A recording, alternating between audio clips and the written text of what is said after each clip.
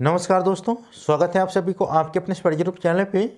दोस्तों शुरू में बताने वाला हूँ, यदि आप मिथिला यूनिवर्सिटी के बीए, बीएससी, बीकॉम के पार्ट 1, पार्ट 2 या पार्ट 3 के छात्र हैं और आप चाहते हैं कि मिथिला यूनिवर्सिटी में एग्ज़ाम दे करके अच्छे से अच्छे अंक अर्जित करूँ, तो आपको कॉपी कैसे लिखना है, ठीक है, और आप सभी के सभी क्वेश्चनों का जवाब दे देते हैं तो आपको यूनिवर्सिटी की तरफ से किस स्तर से मार्क दिया जाता है, सभी चीज़ मैं आप लोगों को इस वीडियो में डिस्कस करने वाला हूं, ठीक है।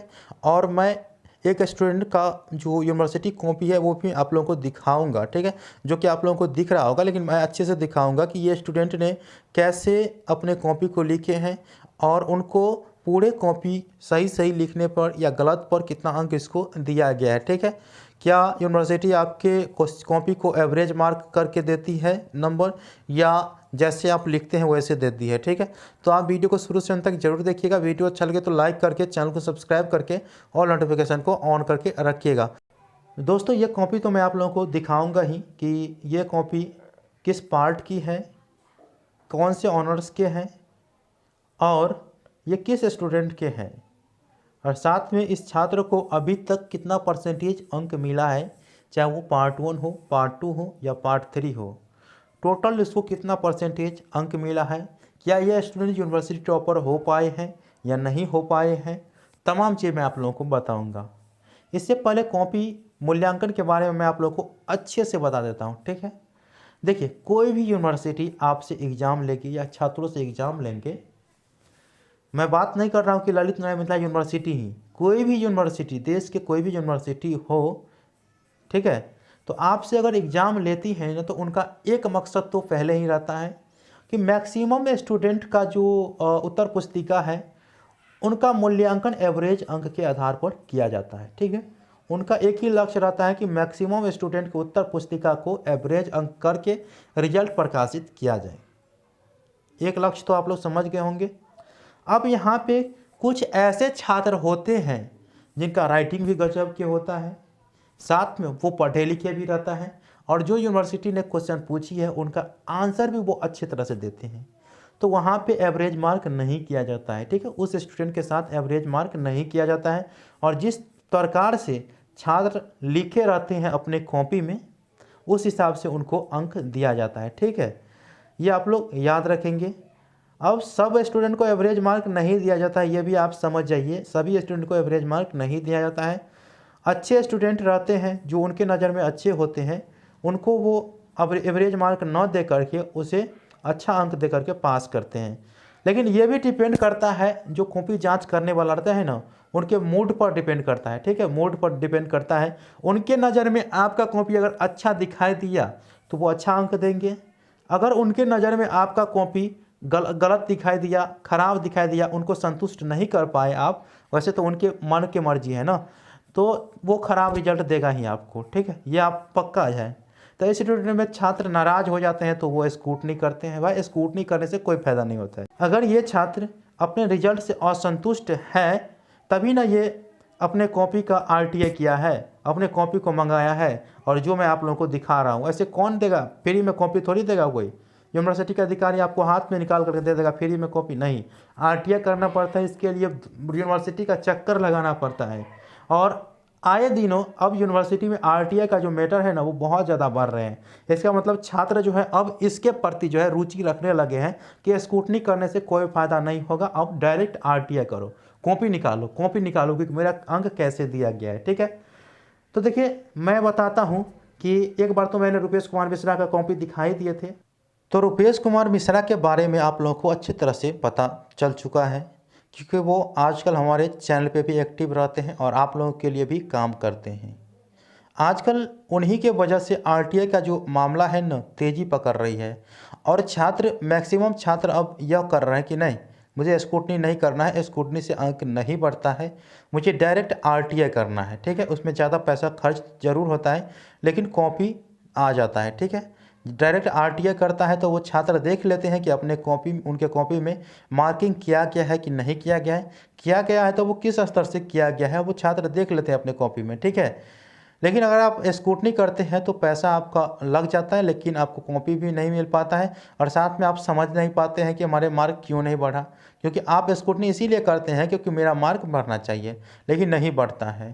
तो अब जो है बहुत ऐसे छात्र हैं जो RTI करना शुरू कर दिए हैं, ठीक है। उनको पता चल चुका है यूनिवर्सिटी के छात्र को कि स्क्रूटनी करने से कोई फ़ायदा नहीं हो पा रहा है। 1% स्टूडेंट को फ़ायदा होता है, बाकी के नहीं होता है। तो छात्र अब जो है स्क्रूटनी को छोड़ करके RTI कर रहा है ताकि उनके हाथ में कॉपी आ जाए, ठीक है। तो देखिए इस स्टूडेंट के बारे में मैं आप लोगों को बता देता हूँ। ये CM साइंस कॉलेज के स्टूडेंट है, नाम है संदीप कुमार झा और मैथमेटिक्स ऑनर्स के भी छात्र हैं। हालांकि इनको पार्ट 1, पार्ट 2 और पार्ट 3 मिला करके 78% मार्क दिया गया है, अर्थात 78% मार्क दिया गया है, ठीक है। डिग्री के कोर्स में से 78% मार्क दिया गया है। काफ़ी सम्मानजनक ये परसेंटेज है, ठीक है, ख़राब नहीं है। लेकिन फिर भी वो अपने रिजल्ट से असंतुष्ट है, इसीलिए उन्होंने पार्ट 2 के पेपर 3 में स्क्रूटनी किया। उन्होंने अपने कॉपी को अच्छी तरह से लिखे हैं। मैं आप लोगों को कॉपी पहले दिखा देता हूं, ठीक है, और उनको किस हिसाब से मार्क दिया गया है। और मैथमेटिक्स ऑनर्स के बारे में मैं आप लोगों को फुल डिटेल बताऊंगा क्योंकि मैं खुद ही मैथमेटिक्स स्टूडेंट हूँ, ठीक है। और मैंने भी 2018 में ग्रेजुएशन क्लियर कर लिया हूँ मैथमेटिक्स से, तो मुझे इसके बारे में अच्छी तरह से पता है, ठीक है। तो देखिए यहाँ पे आप लोगों को कुछ क्वेश्चन दिया गया है, उनका सभी मार्किंग जो है वो सही है। देख लगते हैं इस क्वेश्चन के उत्तर के लिए पहले का एक उत्तर के लिए उनको 6 अंक दिया गया है। इसके बाद जो है यहाँ पे देख सकते हैं कि पहले का दूसरा अर्थात बी के उत्तर के लिए उन्हें अंक जो दिया गया है, यहाँ पे आगे चल करके अंक दिया गया होगा और 5 अंक दिया गया है, ठीक है। मतलब एक क्वेश्चन में उनको दे दिया गया 6, 5, 11 नंबर पहला क्वेश्चन में, ठीक है। इसके बाद उन्होंने जवाब दिया है दूसरा का ए का यहाँ पे, ठीक है। तो दूसरा का ए का उत्तर दिया है, तो ए के लिए इसको जो अंक दिया गया है वो यहाँ पे 6 अंक दिया गया है, ठीक है। इसके बाद दूसरा का बी बनाया वो, तो दूसरा का बी के लिए जो उत्तर इसको दिया गया 5 अंक दिया गया, अर्थात दूसरा प्रश्न में भी उसको 6, 5, 11 अंक दिया गया है, ठीक है। इसके बाद जो है तीसरा का ए बनाया है और यहाँ पे इनको उत्तर दिया गया है 6 अंक, ठीक है। इसके बाद तीसरा का बी भी बनाया है वो, ठीक है। तो तीसरा का बी में 5 अंक, तो फिर 6, 5, 11 अर्थात 3 क्वेश्चन में आप लोग देख लिए होंगे कि 6, 5, 11 अंक दिया गया, ठीक है। इसके बाद उन्होंने उत्तर दिया है 4 का ए का, तो 4 का ए में इसको 6 अंक दिया गया है, ठीक है। इसके बाद जो है उत्तर दिया है उन्होंने 4 के बी में उसको 5 अंक दिया गया है। इसमें भी 6, 5, 11 दिया। अभी तक आपने 4 क्वेश्चन देख लिए हैं, उनको 6, 5, 11 करके आंसर अंक दिया है, ठीक है। इसके बाद उन्होंने 5 बी का बनाया है। 5 बी का बनाने के बाद 5 ए का बनाया है, पहले देख लेता हूँ। 4 ए 4 बी 5 के बी का बनाया है, तो उनको दिया गया है अंक यहाँ पे 5 अंक, ठीक है। इसके बाद जो है उन्होंने बनाया है 5 के डी का, ए डी तो होता नहीं, ए होगा शायद, ठीक है। 5 के ए का बनाया है, तो उनको उत्तर दिया गया 5 अंक, ठीक है। अब यहाँ पे छठे क्वेश्चन का आंसर उन्होंने दिए होंगे, देख लेते हैं कि यहाँ पे 9वां क्वेश्चन जो कि फुल क्वेश्चन है, ठीक है, इसमें ए भी नहीं है, तो फुल क्वेश्चन में उन्होंने सोल्व किया है। तो उनको सोल्व करने के बाद यहाँ पे भी आप लोगों को दिख रहा होगा कि 11 अंक दिया गया है। अर्थात मैथमेटिक्स ऑनर्स में 90 मार्क का जो है प्रत्येक पेपर एग्जाम होता है, ठीक है। आप पेपर 1 से लेकर के पेपर 7 तक 90 मार्क का एग्जाम होता है, जी हाँ दोस्तों। और 10 मार्क का जो होता है प्रत्येक पेपर में वाइवा होता है, ठीक है। 10 मार्क का वाइवा होता है। पेपर 8 में मात्र 70 मार्क का एग्जाम होता है और 30 मार्क का जो है प्रैक्टिकल या वाइवा होता है, ये आप लोग याद रखेंगे। इस हिसाब से उनको जो अंक दिया गया है, यहाँ पर देख सकते हैं कि 6 का 6 सही उन्होंने बनाया है, ठीक है। 6 का 6 सही बनाया है। फिर भी यूनिवर्सिटी के अधिकारी या शिक्षकों के द्वारा उसे एवरेज अंक करके 11 अंक प्रत्येक प्रश्न के उत्तर के लिए दिया गया है, ठीक है। आप यहाँ पे उनको 15 अंक होना चाहिए, लेकिन उनको 11 अंक दिया गया है। अर्थात एक प्रश्न में उनको 4 अंक काट लिया है, एक प्रश्न में उनको 4 अंक काट लिया है। ये आप लोग देख लिए होंगे, अच्छे से देख लिए होंगे, ठीक है।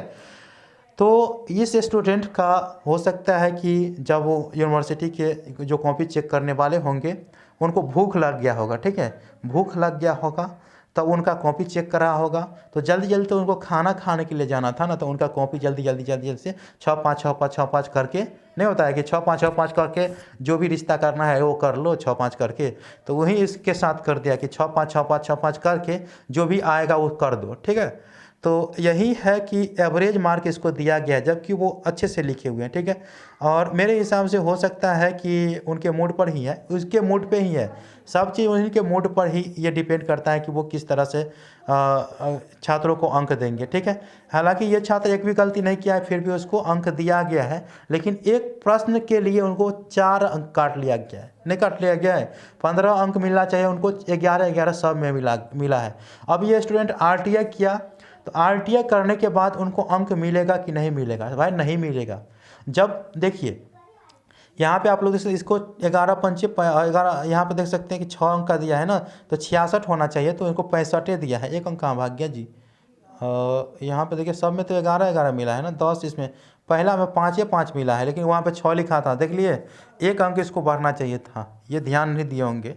ऐसे फिर से हम देख लेते हैं एक बार, पहला में कितना दिया है इसको, 1 नंबर में, हमसे भी गलती हो सकता है ना, 6 अंक दिया है, ठीक है। और वहाँ पे ऊपर में क्या लिखा है, 5 अंक लिखा है। देखिए यहाँ पे पहला में ही यहाँ पे फॉल्ट हमें पकड़ा गया, लेकिन उनको नहीं पकड़ा, 1 अंक बढ़ना चाहिए बेचारा का, नहीं बढ़ना चाहिए, बढ़ना चाहिए।